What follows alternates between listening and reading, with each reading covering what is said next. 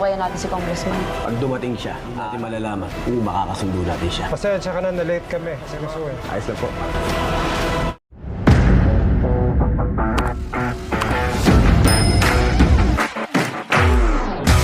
Pinatawag ni Mayor Roberto ang kanyang pamilya at sinabi na magsisimba sila sa Quiapo.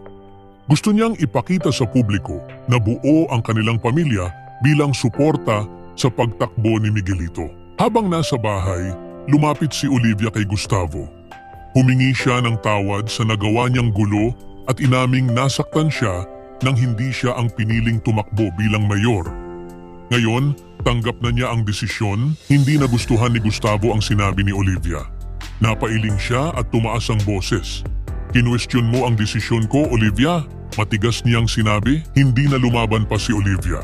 Sa halip, patuloy siyang humingi ng tawad at sinabing nauunawaan na niya ngayon kung bakit si Miguelito ang dapat tumakbo. Kinausap naman ni Divina sila Tanggol. Ipinaliwanag niya kung gaano kadumi ang politika. Maraming pamilya ang nasisira dahil lang sa pera at kapangyarihan. Sa ibang bahagi ng bayan, nag-uusap ang grupo ni Tanggol.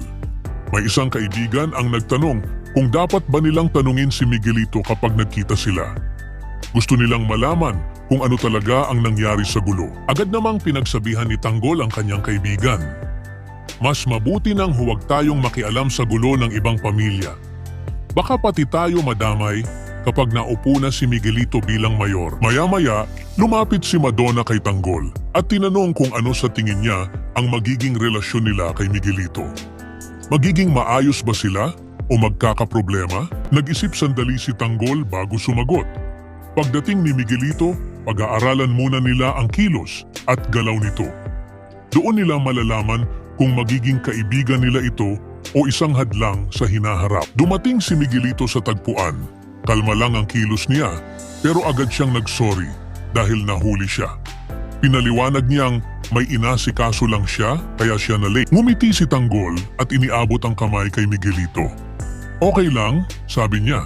Isang simpleng kilos pero sapat para ipakita na magiging maingat sila sa mga susunod na hakbang. Habang nagpapatuloy ang laban sa politika, mas lalalim ang mga ugnayan at hamon na kinakaharap ng bawat karakter. Sa kabila ng mga alitan sa pamilya, pagpapatawad at pagtanggap sa mga desisyon, nananatiling bukas ang mga tanong sa hinaharap. Magiging matatag kaya ang samahan ng pamilya at mga kaibigan o mauurong ang mga ito dulot ng ambisyon at kapangyarihan? Sa kabila ng lahat ng pagsubok, ang tunay na sukatan ng tagumpay ay hindi lamang nasusukat sa politika, kundi sa kakayahan nilang magpatawad, magtulungan at magpatuloy sa pagharap sa mga hamon ng buhay. Ibahagi ang inyong saloobin sa comments section.